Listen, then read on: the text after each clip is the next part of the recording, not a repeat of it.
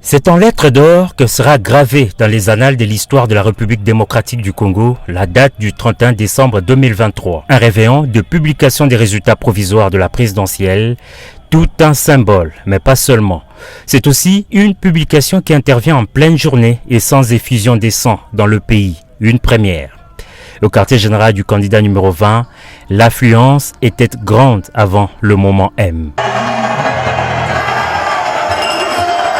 Militants et cadres de l'Union sacrée venus nombreux n'attendaient que la confirmation par la CENI des résultats des tendances qui donnaient leur champion en tête de course. Les minutes s'égrènent, l'ambiance monte et le premier citoyen du pays fait son entrée au Kijé, chaleureusement accueilli. Toujours accompagné de sa tendre épouse Denise Nyakero Tshisekedi, le chef de l'État se dirige au salon VIP pour suivre avec toute son équipe de campagne, sa famille et les têtes couronnées de l'Union sacrée la publication des résultats tant attendus. C'est donc à 16h02 que le président de la CENI débute la lecture de la décision portant proclamation des résultats provisoires de la présidentielle du 20 décembre 2023. Entouré des membres de la centrale électorale, Denis Kadima entame l'exercice. Au Kijé, la victoire n'est fait l'objet d'aucun doute.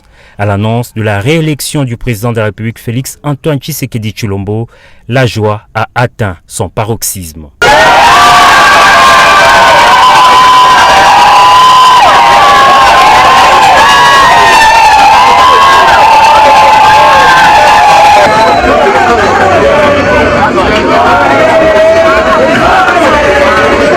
Sur 18 millions de votants, le président réélu a totalisé 13 millions de voix, soit 73,34%. Dans cette explosion de joie, tous veulent entendre le premier mot du vainqueur qui apparaît peu après devant le grand public.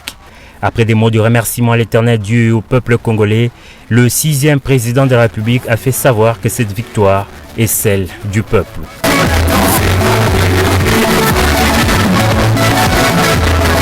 Ce second mandat, Félix Tshisekedi rassure qu'il sera pour plus d'actions en faveur de la population. Pour un second mandat, en attendant les verdicts définitifs de la Cour constitutionnelle, le chef de l'État est suivi de Moïse Katumbi avec 3 millions de voix, soit 18%, Martin Fayulu 3% de voix et Denis Mukwege qui s'en sort avec 0,22 de suffrage.